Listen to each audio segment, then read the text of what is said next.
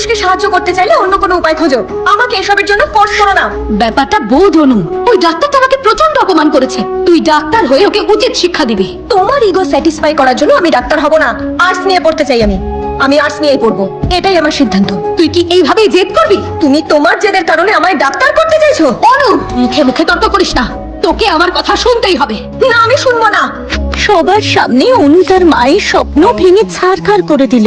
শৈলজা রেড্ডি এই ঘটনায় এত কষ্ট পান যে 5 বছর কেটে যাওয়ার পরেও উনি অনুর সঙ্গে কথাই বলেননি। এই দেখো, আমি আর্টস চ্যাম্পিয়নশিপে ফার্স্ট হয়েছি, আমি গোল্ড মেডেলও পেয়েছি। অনু ওনার সঙ্গে কথা বলার চেষ্টা করলেও উনি ওকে সুযোগই দেননি। যেভাবেই হোক আমাদের একসাথে থাকতে হবে, বাকিটা আমার উপর ছেড়ে দাও। শৈলজা, আর কতদিন কথা না বলে থাকবে? আরে ও তো তোমারই মেয়ে। শৈলজা রেড্ডির নিজের মেয়ে যদি তার কথা না শোনে, তাহলে অন্যরা কেন তার কথা শুনবে?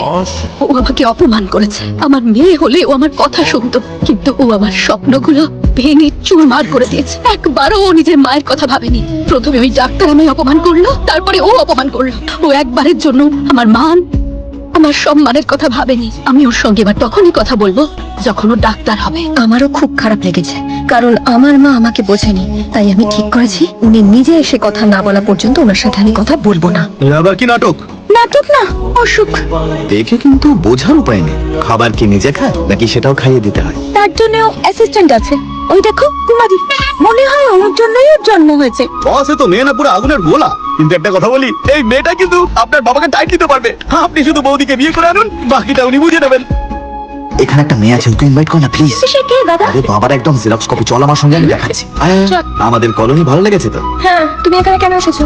ও হলো সৌজন্য, আমার বোনের বন্ধু। মানে ও আমার বোনের মতোই। ওর বিয়ে ঠিক হয়েছে, তাই সবাইকে ইনভাইট করছে। যদি তুমি বিয়েতে আসতে পারো, মানে শুভেচ্ছা জানানোর জন্য, তাহলে ওর খুব ভালো লাগবে। আরে তুমি এরকম হাসছো কেন? হয়তো তুমি ওকে চেনো না, কিন্তু ও কলোনির সবাইকে ইনভাইট করেছে, তাই তুমি এলে ওর খুব ভালো লাগবে। আরে কি করছিস? কার্ডটা দে না। এটা তুমি কি করছো দাদা?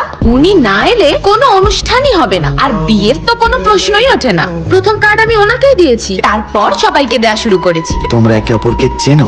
ছোট থেকে, যখন এইটুকু ছিলাম তখন থেকে। আমার পড়াশোনা থেকে শুরু করে আমার জীবনের সব দায়িত্ব উনিই নিয়েছেন। আমার মা ছিল না, কিন্তু ওনার কারণে আমি মায়ের অভাব কখনো বুঝিনি। আমি তো মন্দিরে বিয়ে করতে যাচ্ছিলাম, কিন্তু অনু আমাকে এসে আটকে দিল। আমার বিয়ের সমস্ত ব্যবস্থা, শাড়ি, গয়না, ক্যাটারিং, এমনকি হোটেল বুকিং ও উনিই করেছেন। আমার দিদি খুব ভালো, সবসময় নিজের বন্ধুদের খেয়াল রাখে, তাদের দুঃখ কখনো দেখতে পারে না। অনু দিদির হার্ট খুব বড়। গ্রেট। সব রেডি হয়ে গেছে তো? একদম। কোনো সমস্যা হলে বলো। আচ্ছা। ওকে তো আমি জেদি আর একগুঁয়ে ভাবছিলাম,